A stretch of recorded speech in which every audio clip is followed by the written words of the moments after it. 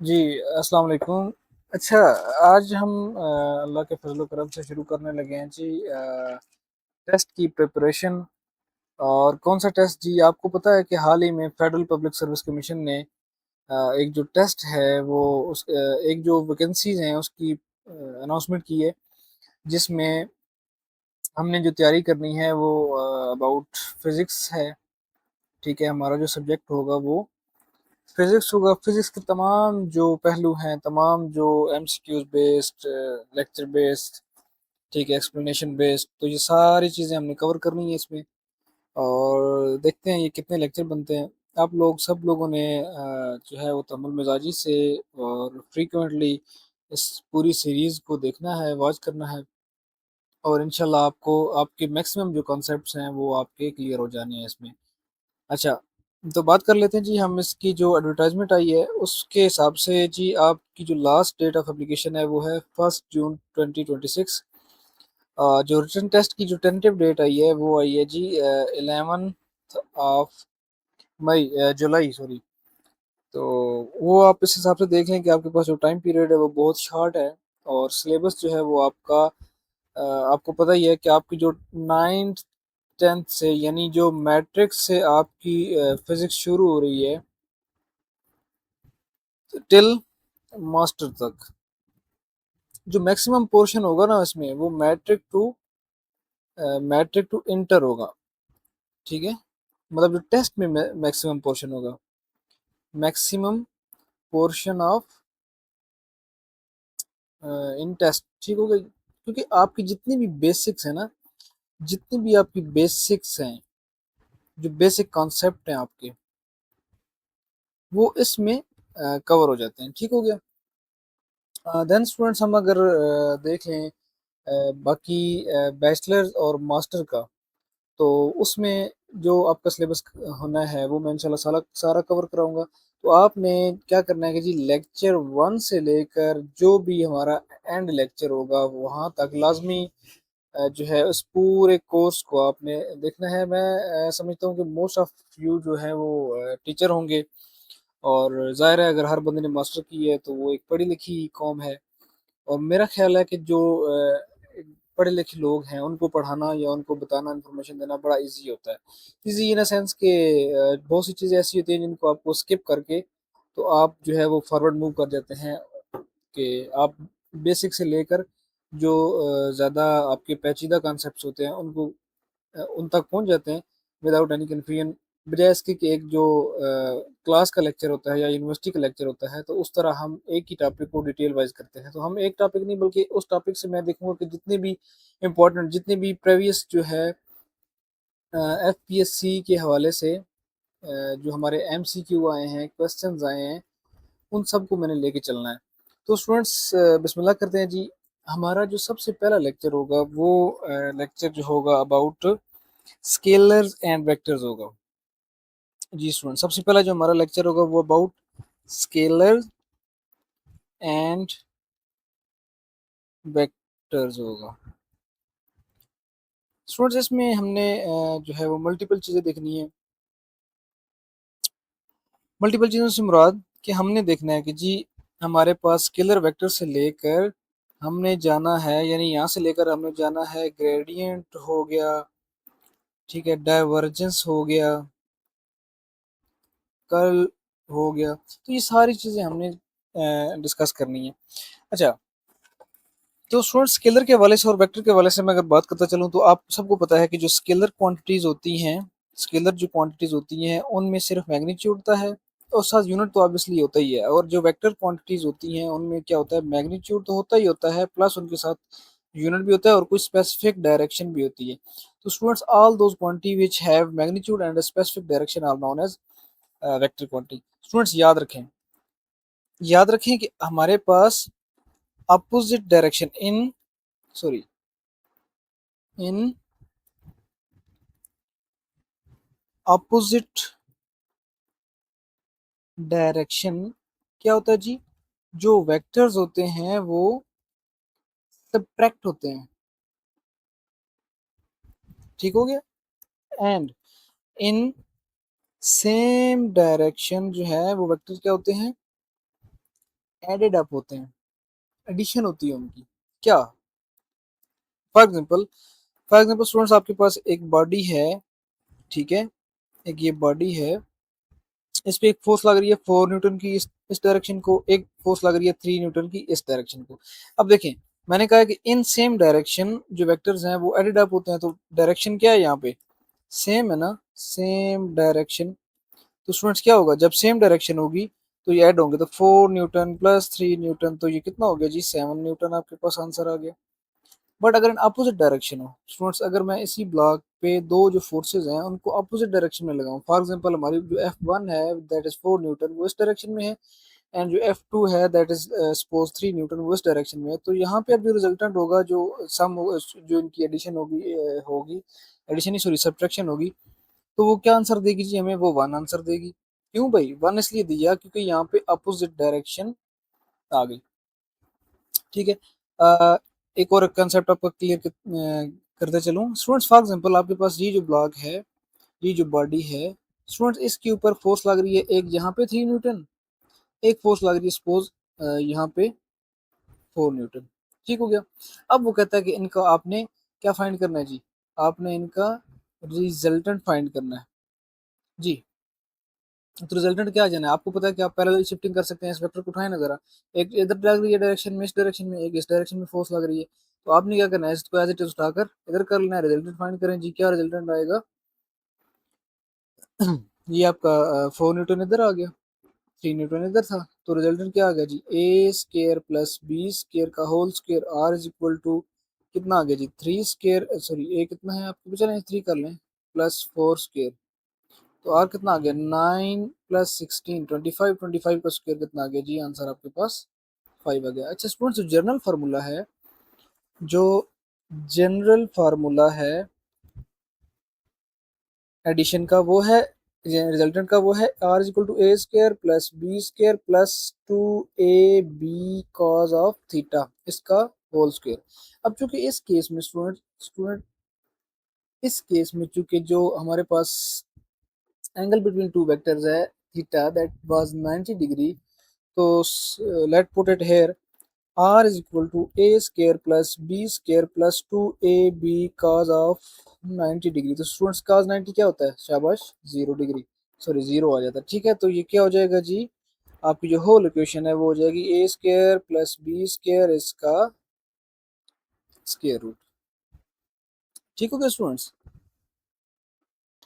अच्छा नेक्स्ट देख लें जी।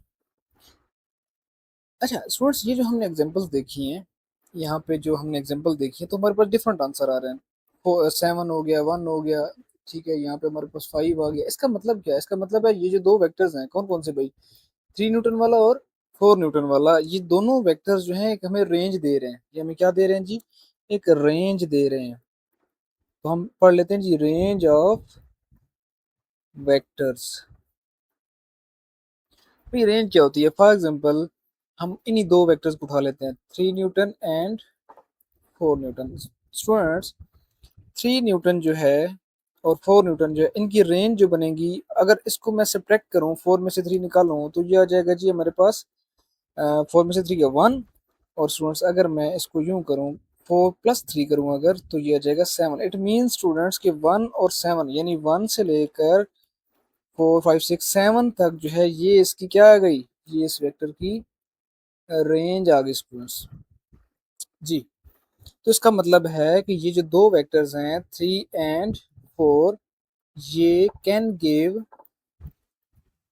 Answer answer between 1 and 7। तो ये जो हमारे पास है, ये 1 से 7 तक आंसर, यानी 1 से कम जवाब नहीं दे सकते और 7 से ज्यादा आंसर नहीं दे सकते। स्टूडेंट्स एक चीज याद रखें, ये आपका इंतहाई इंपॉर्टेंट पॉइंट है। स्टूडेंट्स अगर आपका जो है मैं बात करूं by increasing, sorry, by increasing angle, अगर आप एंगल इंक्रीज करते हैं, तो जो आपका रिजल्टेंट होगा वो क्या करेगा? वो डिक्रीज करेगा। जो रिजल्टेंट होगा वो क्या करेगा जी? डिक्रीज करेगा। इट मींस कि थीटा जब आप इंक्रीज करेंगे तो रिजल्टेंट आपका डिक्रीज हो जाएगा। कैसे जी, देख लेते हैं। स्टूडेंट्स आपको पता है एज आर जो है वो क्या है, A square plus B square plus two A B cos of theta. ये आपके पास क्या है, ये आपके पास स्टूडेंट्स जनरल फार्मूला है। ठीक हो गया जी। लेट कर लेते हैं जी हम, फॉर एग्जांपल हमारे पास ए जो है वो भी 3 न्यूटन है, बी जो है वो भी 3 न्यूटन है। तो हमारे पास केस वन अगर मैं बात करूं, केस वन अगर मैं करता हूँ जी, थीटा जो है वो 0 डिग्री है, तो उसका क्या मतलब है, इसका मतलब है कि जी अगर आप पुट करें, पुटिंग इन अबव फार्मूला। अच्छा जी, कर लें पुट, क्या फार्मूला है जी, are is equal to A square plus B square plus two A B cos of 0 degree इसका whole square, R is equal to जी A square plus B square plus का 0 1, तो ये क्या हो जाएगा जी, आंसर इसका आ जाएगा हमारे पास 2 + 2 इन ए बी इंटू 1। ठीक है, इसका स्क्वायर रूट स्टूडेंट्स कर करा के हमारे पास जो आंसर आना है that is R is equal to 6 newton. ठीक हो गया। अच्छा, तो ये आपने याद रखना है कि हमारे पास जो रिजल्टेड पहला आया है वो क्या है, 6 newton. Then students case number 2 अगर हम देखें, केस नंबर 2 अगर हम theta is equal to 90 degree कर लेते हैं, तो आंसर हमारे पास जो आएगा रिजल्टेंट वो आएगा जी हमारे पास 4.5। स्टूडेंट्स केस 3 कर लेते हैं अगर हम, कि जब थीटा हम रखते हैं 120 डिग्री। अच्छा स्टूडेंट्स 120 डिग्री से मुझे एक और बहुत अच्छा कंसेप्ट याद है। अच्छा पहले तो इसका रिजल्टेंट देख लें, इसका आंसर जो आएगा वो आएगा 3 न्यूटन। स्टूडेंट्स अगर दो वेक्टर दिए हुए, एक वेक्टर ये है, एक वेक्टर ये है, कहता है जी आपने क्या फाइंड करना है, find the angle between, suppose ये ए है ये बी है, ए एंड वेक्टर बी। जी स्टूडेंट, तो सबसे पहले आप याद रखें, स्टूडेंट्स याद रखें कि जो एंगल होता है, जो आपके पास क्या होता है जी, एंगल होता है, sorry, angle must be taken between, angle must be taken between tail to tail और head to head. Students angle जो है वो या तो टेल टू टेल लिया जाता है या फिर क्या लिया जाता है, हेड टू हेड। अब यहाँ पे अगर मैं बात करूं तो देखें ये जो एंगल आ रहा है ये आ रहा है theta between tail to head, तो इसका मतलब है ये एंगल जो है वो गलत ले रहे हैं, तो सर सही ले लें। सही क्या होगा स्टूडेंट्स, आपको पता है कि आप क्या कर सकते हैं, आप पैरेलल पैरेलल शिफ्टिंग कर सकते हैं। पैरेलल शिफ्टिंग ऑफ वेक्टर आपने, आप पढ़ाते भी होंगे छोटी क्लासेस को, आपको पता होगा। पैरेलल शिफ्टिंग में अगर मैं बात करूं तो जी जी क्या बात है जी, पैरेलल शिफ्टिंग में मैं इसको रेज कर रहा हूँ जी। स्टूडेंट्स पैरेलल शिफ्टिंग का मतलब है कि आपने किसी एक वेक्टर को, वेक्टर ए को या वेक्टर बी को पैरेलल शिफ्ट कर, फॉर एग्जांपल मैं वेक्टर ए को पैरेलल शिफ्ट करता हूँ तो ये वेक्टर जो है आके यहाँ आ जाएगा। ठीक हो गया स्टूडेंट्स, यानी ये वेक्टर यहाँ आ जाना है। अच्छा अब आप देखिए एंगल, चूंकि ये वेक्टर तो अब खत्म हो गया ना, इसको हमने पैरेलल शिफ्ट कर लिया आगे। क्यों शिफ्ट किया, ताकि हमें टेल टू टेल जो है वो यहाँ पे मिल जाए। अच्छा यहाँ पे अगर हम एंगल देखें तो अब एंगल आ रहा है 120 का। जी स्टूडेंट्स ठीक हो गया, 120 का एंगल हमारे पास आ गया। अच्छा इसी तरीके से आप क्या कर सकते हैं स्टूडेंट्स, आप स्टूडेंट्स जो बी है, जो वेक्टर, सॉरी,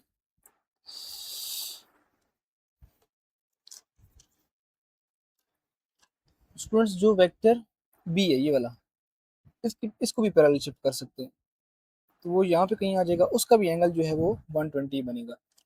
तो इस चीज़ से कंफ्यूज नहीं होना आप लोगों ने, बल्कि क्या होना है कि जी इस चीज़ को हम, ये क्या हो गया यार जी स्टूडेंट्स, एंगल कितना आ गया जी, 120 आ गया। ठीक है, इस तरीके से आप बी को भी पैरेलल शिफ्ट कर सकते हैं। अच्छा स्टूडेंट्स, एक और बात याद रखें कि आपके पास,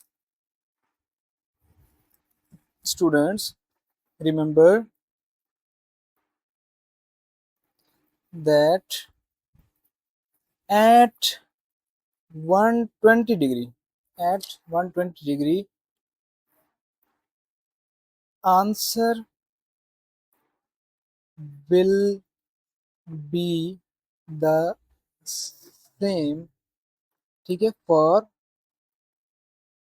similar vectors.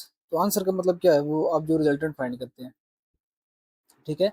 For example 3 Newton का एक वेक्टर है, दूसरा भी 3 न्यूटन का वेक्टर है, तो आपका जो रिजल्टेंट होगा वो भी कितना होगा, वो भी 3 न्यूटन। ये वेक्टर है 3 न्यूटन का, 3 न्यूटन का, दूसरा वेक्टर है, तो आपके पास जो रिजल्टेंट होगा वो भी 3 आएगा। कब, जब आपका एंगल जो होगा वो कितना होगा, 120 डिग्री। जी स्टूडेंट्स। अच्छा तो हमने देखे थे जी 3 केस हमारे हो गए थे। यहाँ पे आंसर ये आया था, यहाँ पे आंसर 6 न्यूटन, और देन आगे चलते पहले हमारे पास आंसर जो आया दैट इज 3 न्यूटन। ठीक हो गया। अच्छा देन स्टूडेंट्स चलते हैं जी केस नंबर 4 पे। केस 4। जी स्टूडेंट्स, केस 4 पे कहते हैं जी थीटा अगर आप कर लें जी 150 डिग्री, तो आपका जो रिजल्टेंट होगा वो क्या आएगा, वो आएगा जी आपका 1.5। केस नंबर 5 देख लें आप, थीटा अगर हो गया 180 डिग्री, जी स्टूडेंट्स रिजल्टेंट कितना आ गया जी 0। ठीक हो गया। 180 का मतलब क्या है, अगर ए आपका इस डायरेक्शन में है, बी आपका इस डायरेक्शन में है, ठीक है, तो आर क्या हो जाएगा, a minus b due to opposite direction. अच्छा इससे आगे, अच्छा स्टूडेंट क्या क्या केस नंबर 6 हो सकता है क्या, क्या थीटा जो है वो ग्रेटर देन, क्या थीटा जो है वो ग्रेटर देन 180 हो सकता है? नहीं स्टूडेंट्स। स्टूडेंट्स याद रखें, जब भी एंगल लेना हो, सपोज आपके पास एक वेक्टर ए है, ठीक है स्टूडेंट्स, आपके पास दूसरा वेक्टर जो है दैट इज वेक्टर बी। ठीक हो गया, ये वेक्टर ए है, ये वेक्टर बी है। अब एक तो एंगल आप ले सकते हैं या तो ये वाला, स्टूडेंट्स एक आप ये वाला एंगल भी ले सकते हैं। तो याद रखें, हमेशा क्या करना है, always always take the smaller angle. आपने हमेशा जो है वो स्मॉलर एंगल लेना है। तो जो थीटा होगा वो क्या होगा, जो थीटा होगा वो 180 या के इक्वल होगा या उससे कम होगा, और जीरो से बड़ा होगा या जीरो के बराबर होगा। ठीक है, तो थीटा की जो वैल्यू है वो नेगेटिव में नहीं आ सकती, और जो थीटा की वैल्यू है वो ग्रेटर देन 180 भी नहीं हो सकती। ये आपके एमसीक्यू में बड़े इंपॉर्टेंट। ठीक है, कि आपने हमेशा क्या लेना है, आपने हमेशा स्मॉलर एंगल लेना है। जी स्टूडेंट्स नेक्स्ट मूव करते हैं। अच्छा इसका मतलब क्या है स्टूडेंट्स, ये जो हमने 3 4 5 केसेस देखे, आप इनके अगर आंसर्स को देखें तो इसका मतलब क्या है, इसका मतलब है कि आपका जितना जो रिजल्टेंट है वो कम होता जाता है किस हिसाब से जी, आपके एंगल के हिसाब से। इट मीन्स कि जो रिजल्टेंट है वो इनवर्सली प्रोपोर्शनल है टू दैट ऑफ थीटा। ठीक है, अगर मैं बात करूं by range of three three newton, तो रेंज जो मिनिमम हो सकती है उसकी 0 हो सकती है, और जो मैक्सिमम हो सकती है वो 6 हो सकती है। जी स्टूडेंट्स एक एमसीक्यू कर लेते हैं जी, एक क्वेश्चन कर लेते हैं। Resultant resultant of 100 Newton and students and 2 Newton can not be. ये मैंने आपको इसलिए ये जो रेंज है ये बताइए, एक क्वेश्चन मेरे जहन में आ गया। Can not be, option number 1 है 102, ऑप्शन नंबर 2 है 98, ऑप्शन नंबर 3 है 100, ऑप्शन नंबर 4 है स्टूडेंट्स 103। आप ज़रा वीडियो को पॉज करें, इसके आंसर्स को जो है वो सोचें, देन आप इसका नीचे रिजल्ट देखें। जी स्टूडेंट्स, आते हैं जी आंसर की तरफ। आंसर क्या कहता है? आंसर कहता है कि जी 100 और 2 की आप क्या फाइंड कर लें जी, रेंज फाइंड कर लें। आप क्या फाइंड कर लें? रेंज। तो क्या हो जाएगी? 100 में से 2 गए 98। हाँ जी, 100 प्लस 2 करें 102। तो रेंज कितनी आ गई? 98, 99, 100 और 102, ये इसकी रेंज आ गई। अब देखें इस रेंज में जितने डिजिट्स फिगर हैं वो आ सकते हैं, अदर देन दैट नहीं आ सकते। इसका मतलब है 102 जो है वो इसमें आता है, 198 भी आता है, 100 भी आता है, और 103 जो है ये आपका करेक्ट आंसर है। क्योंकि resultant of 102 Newton can not be, क्या नहीं हो सकता जी? 103 नहीं हो सकता। जी स्टूडेंट्स, स्टूडेंट्स आपने विजिलेंट रन है ये, आपको मैं बहुत सा डाटा इकट्ठा करके, बहुत सी जो है वो मेहनत करके आप तक ये नोट्स, ये जो वीडियो लेक्चर्स हैं वो पहुंचा रहा हूँ। और आपने कोशिश करनी है कि सब्सक्रिप्शन ज़्यादा करें और अपनी जो तादाद है वो ज़्यादा बढ़ाएं। उसके बाद आप फ्लुएंट रहें, और फ्लुएंट और कंसिस्टेंट रहें, ताकि मैं क्या करूं कि ये जो मैं सेशन ले रहा हूँ इसको मैं बजाय रिकॉर्डिंग के मैं क्या करूं, लाइव जो है वो आऊँ। अगर मैं लाइव होऊंगा तो आपका उसी टाइम जो क्वेश्चन आंसर का सेशन होगा वो आपका क्लियर होता रहेगा। ठीक है, अभी फिलहाल की घड़ी में आपने कमेंट्स कर लेना है मुझे, जहाँ पे भी आपको कहीं कोई मसला आता है किसी क्वेश्चन में, किसी कॉन्सेप्ट में, तो आपने मुझे कमेंट कर लेना है। इंशाल्लाह आपको टाइम टू टाइम जो है वो रिस्पॉन्ड किया जाएगा। और आप सबके जो कमेंट्स होंगे, क्वेश्चंस होंगे, उन पे मैं एक अलग सेशन भी बना दूंगा। ठीक है, मतलब अगले लेक्चर में उस कमेंट का मैं आंसर भी दे दिया करूंगा, एज वेल एज जो आपका एंड होगा, एंड ऑफ द डे होगा, जो एंड लेक्चर होगा, या मैं देखूंगा उसके दौरान ही अगर मुझे कोई टाइम मिला तो मैं आपके जितने भी ये क्वेश्चन आंसर का सेशन है ये रख लूंगा। तो मेरा ख्याल है आपके सारे जो क्वेश्चन होंगे, जो आपके मुसीबतें होंगी वो दूर हो जाएंगी स्टूडेंट्स। अच्छा, क्या करते हैं कि जी एक हम और जो है वो क्वेश्चन देख लेते हैं। स्टूडेंट्स, क्वेश्चन कहता है resultant of two unit vectors is also a unit vector at an angle of what? जी students, at an angle of what? Option A है आपके पास 0 डिग्री, ऑप्शन बी है आपके पास 30 डिग्री, ऑप्शन सी है आपके पास स्टूडेंट्स 45 डिग्री, ऑप्शन डी है आपके पास 120 डिग्री। तो ऑब्वियसली बात है, दोनों यूनिट वेक्टर हैं। यूनिट वेक्टर क्या मतलब? दोनों वन वन है। तो मैंने क्या कहा, जब सेम वेक्टर हो तो उनका आंसर सेम आता है। किस एंगल पे? 120 की। इसका मतलब है जो आपका फोर्थ वाला है, डी वाला, that is the correct answer. Students, एक और क्वेश्चन देख लेते हैं। The question is the question is resultant resultant of two perpendicular unit vectors. ठीक हो गया? Option A 0, option B 1, option C 3, option D none. जी स्टूडेंट्स, वीडियो को पॉज करके आंसर ढूंढें, शाबाश। चलें जी, आ जाएं, वापस आ जाएं, मैदान में आ जाएं। आंसर इसका, स्टूडेंट, दो परपेंडिकुलर वेक्टर हैं। फॉर एग्जांपल आपके पास वेक्टर ए है, आपके पास वेक्टर बी है स्टूडेंट्स।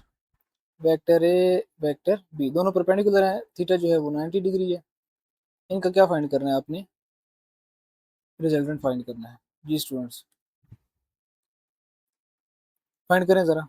एज क्या है जी? Are is equal to A square plus B square का square root when theta is equal to 90 degree. तो वो मैं प्लस टू ए बी कॉस थीटा स्किप कर रहा हूँ। जी स्टूडेंट्स, आंसर क्या आया? आर इज इक्वल टू 1 का स्क्वायर प्लस 1 का स्क्वायर, तो स्क्वायर रूट ऑफ 2। इसका मतलब है कि यहाँ पे जो आंसर डी है दैट इज द करेक्ट। जी स्टूडेंट्स, स्टूडेंट्स अगर मैं बात करूँ, अगर मैं कहूँ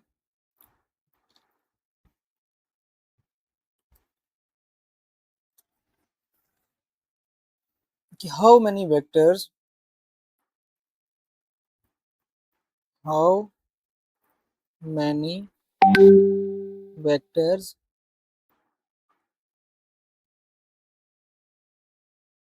कैन गिव जीरो आंसर। कितने वेक्टर जो हैं वो जीरो आंसर दे सकते हैं जब वो ऐड होते हैं? जी स्टूडेंट्स, इसमें दो कैटेगरीज आ जाती है कि सर एक जो है वो इक्वल वेक्टर की आप टाइप ले लें, एक जो है वो अनइक्वल वेक्टर की आप टाइप ले लें। जी बिल्कुल ठीक है। सर इक्वल वेक्टर में आपने आपके पास सिर्फ दो ऐसे वेक्टर हो सकते हैं कि जो आंसर मिलके कितना कर सकते हैं, जीरो। जो आपके पास आंसर कितना कर सकते हैं जी, जीरो। फॉर एग्जांपल 5 न्यूटन के दो वेक्टर हैं, 5 न्यूटन इस तरफ, 5 न्यूटन इस तरफ, तो स्टूडेंट्स क्या आ गया, 5 - 5। अब because of opposite direction answer क्या आ गया, जीरो आ गया। ये स्टूडेंट्स अनइक्वल जो हैं, यहाँ पे थ्री जो वेक्टर्स हैं, जो थ्री वेक्टर्स हैं वो कर सकते हैं आपका आंसर जीरो। ठीक है। अगर इक्वल वेक्टर हैं, जैसे यहाँ पे 5 और 5 था, ठीक है, तो मैंने देखा यहाँ पे जो 5 न्यूटन और 5 न्यूटन का केस था अपोजिट डायरेक्शन की वजह से, तो आंसर जीरो आ गया। बट अगर अनइक्वल की बात करूँ तो थ्री वेक्टर्स ऐसे हो सकते हैं कि जो कि आंसर क्या दे सकते हैं जी, जीरो दे सकते हैं। फॉर एग्जांपल मैं ले लेता हूँ जी 2 3 एंड क्या ले लेता हूँ जी, 5 ले लेता हूँ। जी स्टूडेंट्स, 2 3 5, टू जो है वो इस डायरेक्शन में लग रहा है, ठीक है, थ्री जो है वो इस डायरेक्शन में लग रहा है, 5 जो है वो इस डायरेक्शन में है। 2 न्यूटन, 3 न्यूटन एंड 5 न्यूटन। जी students, 2 newton, 3 newton and 5 newton. आपने सबसे पहले क्या करना है, सबसे पहले आपने इनकी रेंज निकाल लेनी है। इनकी रेंज निकाल लेनी है, किसकी, पहले दो की, फर्स्ट टू की आपने रेंज निकाल लेनी है। जी निकालें जरा रेंज, क्या आएगी रेंज, 2 और 3 की रेंज क्या आएगी, दो में से, तीन में से दो गए, एक और तीन दो करें तो 5। स्टूडेंट्स याद रखें कि अगर, याद रखें इफ, स्टूडेंट्स इसका क्या मतलब है कि अगर तीसरा वेक्टर, अगर तीसरा वेक्टर यानी ये वाला 5 न्यूटन वाला, अगर तीसरा वेक्टर पहले दो वेक्टर की रेंज में आ जाए, if the third vector, if the third vector lies between the range of, between the range of first two vectors, then the resultant will be zero। ठीक है स्टूडेंट्स, देखें कि ये जो 3 और 2 न्यूटन है, ये मिलके क्या बनेंगे, 5 न्यूटन। तो इसका मतलब है इस एंड पे भी 5 न्यूटन की फोर्स लग रही है, इस एंड पे भी 5 न्यूटन की फोर्स लग रही है। ठीक है, तो ये मिलके क्या बनाएंगे जी, 5 न्यूटन। तो दोनों तरफ अगर 5 न्यूटन की फोर्स लग रही है, तो इट मीन्स स्टूडेंट्स कि आपका जो नेट इफेक्ट है वो क्या हो जाएगा, नेट जो इफेक्ट है, नेट जो इफेक्ट है वो जीरो हो जाएगा। स्टूडेंट्स यहाँ से एक और कंसेप्ट आ जाता है कि, क्वेश्चन लिखें, क्वेश्चन क्या है जी, can they produce, can they produce equilibrium. जी बिल्कुल, बिल्कुल ऑब्वियसली ये इक्विलिब्रियम प्रोड्यूस कर रहे हैं। यस, क्यों, because the sum of all forces is zero. जी students, sum of all forces zero है कि नहीं है, 3 और 2 5, 3 और 2 5, इधर भी 5, तो तमाम फोर्सेस का जो मजमू है वो 5 न्यूटन माइनस की है और 5 न्यूटन प्लस की है, तो क्या आ गया जीरो। तो जीरो का मतलब क्या है, नेट इफेक्ट जीरो। इसका मतलब है ये इक्विलिब्रियम में है। जी स्टूडेंट्स, नेक्स्ट देखें। अच्छा जी, नेक्स्ट हम देख लेते हैं जी, एक एक और क्वेश्चन है, बड़ा ज़बरदस्त क्वेश्चन है जी, वो देख लेते हैं। क्वेश्चन है आपका students, which combination can give 0। Option A है आपके पास 10, 10, 10। ऑप्शन बी है आपके पास 25, 5, 15। ऑप्शन सी है आपके पास 25 है, 30 है, और ऑप्शन डी है आपके पास ऑल ऑफ देम। जी स्टूडेंट्स,